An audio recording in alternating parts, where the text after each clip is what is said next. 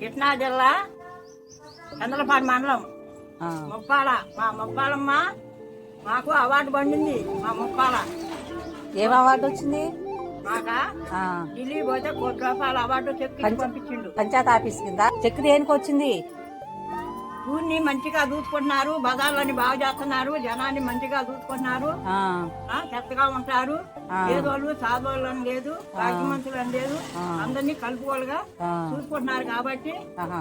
బజారు రోడ్డు పోయించారు ఆ. మందుల్లో అన్నిట్లో. అందుకని వాళ్ళు చూసి చెరువుల్లో అవార్డు ఇచ్చారు మాకు. ఆహా.